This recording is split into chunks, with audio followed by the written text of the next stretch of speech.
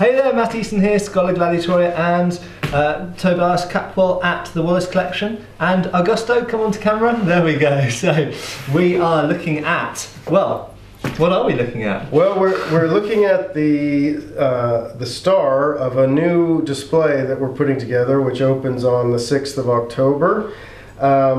It's a complete reconstruction of the funerary helm of King Henry V in Westminster Abbey.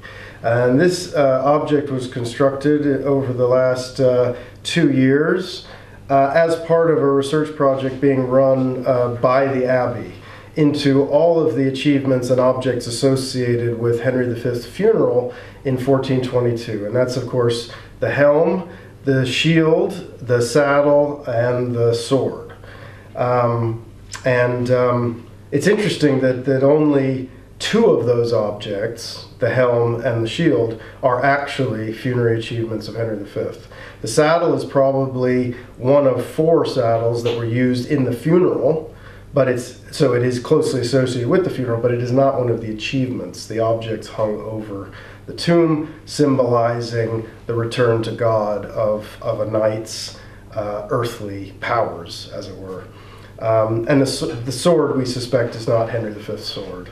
That it actually dates from the late 15th century and probably is the funerary sword associated with some other monument, but I don't want to say too much about that because the publication hasn't happened yet, and I probably just ruined it for everybody. But hey ho, and I didn't warn you of spoilers either, as I was supposed to on the internet apparently. Sorry about that as well. You can work that out in the edit or something. So anyway, my bit was the helm and the saddle. I'm working primarily on the helm. I'm writing up my work on the helm at the moment, but I really wanted to do a reconstruction, because the helm itself is now very heavily pitted and corroded because it's been sitting in the Abbey for centuries, and over a long period of time it gathered a very thick coating of dust, and the dust acts like a sponge skin over the object and it attracts moisture. And imagine what's going to happen to a metal object if you leave it for 400 years in a wet sponge. That's basically what happened. And that deep pitting on the original helm now means that a lot of the interesting aspects of its construction, and certainly its original appearance, is now not very clear. And Henry V also had a funerary crest, the royal crest of the Kings of England, which you see here reconstructed. But the crest, it's all organic material, so it doesn't survive. We know it existed. We have the accounts that pay for someone to make it and paint it, and we have it described as being carried by a rider in the funeral. But it doesn't survive itself. It probably had rotten and been eaten by insects and destroyed by the 17th century. And probably once it got into a bad state of repair, it was probably just chucked away. All of these objects have a funny history and where they've migrated around the Abbey and how they've been treated at different periods. So this doesn't survive at all, and that's another important aspect of the research, is to be able to say there was a crest there, but what did it look like, and what kind of work can we do, what kind of things can we look at to get a good sense of what a medieval English king's crest should look like. It's not really that difficult because another one survives, the funerary crest of Edward the Black Prince, the eldest son of King Edward III, who died in 1376. Is preserved at Canterbury Cathedral.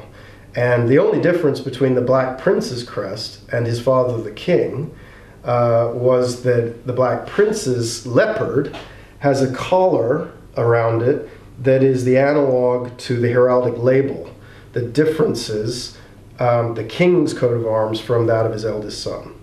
Right? So the eldest son has the bar. Yeah, it's the same coat of arms, you just put the label across the top to say this is the son, not the father. So on the battlefield or a joust or whatever, you can see it's the son, not the father, and other than that, the arms are the same. So on the crest, the son's leopard has this label collar, and the king's doesn't. So Henry V's crest as King of England was identical to Richard II's, was identical to Edward III's, and the royal crest stayed unchanged for throughout the Middle Ages. So we can start with the real surviving crest of the Black Prince, and then also complement it by making sure we've looked at what evidence there is for Richard II's treatment of this same crest. And indeed, the crest is represented on Henry's funerary monument. On the architecture of the Chantry Chapel, you have various depictions of it. It's on his funerary seal. It's lots of places. So you know what it looks like. I just wanted to build it so that we can put the crest with the helm and get a sense of what the whole picture was, what it originally looked like. So obviously a crest is something that goes on top of your helmet. It's often used in more recent times to show a crest associated with an individual, sometimes a family, that's connected to your entire coat of arms. This is commonly known by people these days as a lion, but of course it's a leopard. It's the right. It's a funny thing, and I've had various inquiries and arguments about this, because there's not necessarily a difference in the medieval mind between a lion and a leopard, and I think they're not clear about which animal is which, and especially medieval England, I think. Yeah, I mean all the old heraldic sources where they write out the descriptions of coats of arms refer to these as leopards, and you can make various other distinctions.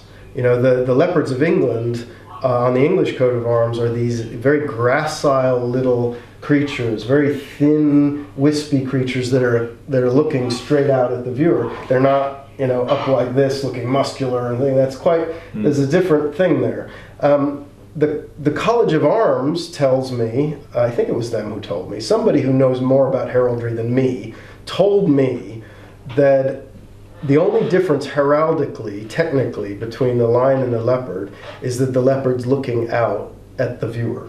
And if he's looking straight ahead, if he's regardant, then he's a leopard. Yeah. And if he's not, he's a lion.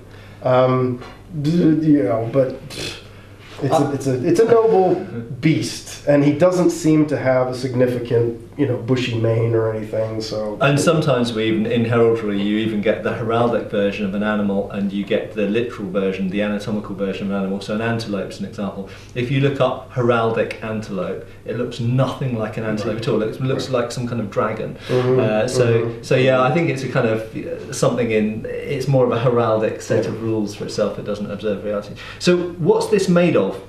Okay, yeah, well, as far as we can tell, we made this the same as the Black Prince's crest. I mean, it's material evidence for how they built things. I mean, maybe ultimately Henry's real one was built slightly differently, but we got to go with what we know. So essentially, the basis of all of this is molded leather. And the leather is then plastered and gessoed. So this is textured material laid over the plaster and the molded leather base. The lion's construction is very interesting. I mean, you can on the Black Prince's crest at Canterbury, the mouthpiece. This is a piece of wood. The teeth and the tongue are a piece of wood that's inserted into the cutaway in the molded leather. But some of that's come away. And you can look inside and you can see that the whole interior of this on the original is hollow completely. So what they've almost certainly done is made first a carved wood a former, and then they've soaked their leather, and then they've bound the leather onto this wooden former and let it dry so the leather takes on the basic shape that they want. They sew that all up, down the legs, there's seams, down the tail, the seams. And then they've got that basic form which they can then plaster, and then all the fur, the patterning of the fur is are identical stamped gessoed tiles, diamond-shaped tiles that are designed to match up, just like medieval floor tiles. That, you know, they match up to make a bigger pattern, sometimes a repeating pattern, and that's what's going on here. It's very clever. And then there's additional, you know, sculptural work to fill in. The ears are separate pieces made out of tooled leather. As I said, the teeth and the tongue are a single piece of carved wood. The crown's leather. And then it's turn this slightly. So. Yeah, sure. So and then the whole thing is gold leafed. and the mantling's made out of silk with the ermine design painted on, and that's a pretty darn good stab at reconstructing what they would have done. It's big, isn't it? I mean, it's the size of a Yorkshire Terrier. You betcha. It's like having a Yorkshire Terrier on the top of your helmet. It's really impressive. Or a beefy house cat. Yeah. It's bigger than my cat, I think. It's got a big head anyway. I think, so it has to be made relatively light, or light-ish, doesn't it? But at the same time it has to be relatively durable. So it seems leather's a really good choice of material, of course, because you can mould it, like you say, almost like papier-mâché in a bit, but still be relatively light and have hollow elements and this kind of stuff. But because as well as these being processional display objects, they really did joust with crests. I mean, certainly the courtly jousts in the 14th century held at the court of Richard II or Edward III, the round table jousts at Windsor Castle in the 14th century, the jousts of peace, festive, very richly costumed jousts. They wore their full heraldic crests, or even fantastical crests that had something to do with the theme. They did actually at least wear these in jousts. So should we have a little look at the helmet underneath the crest? I'll try and slide it back.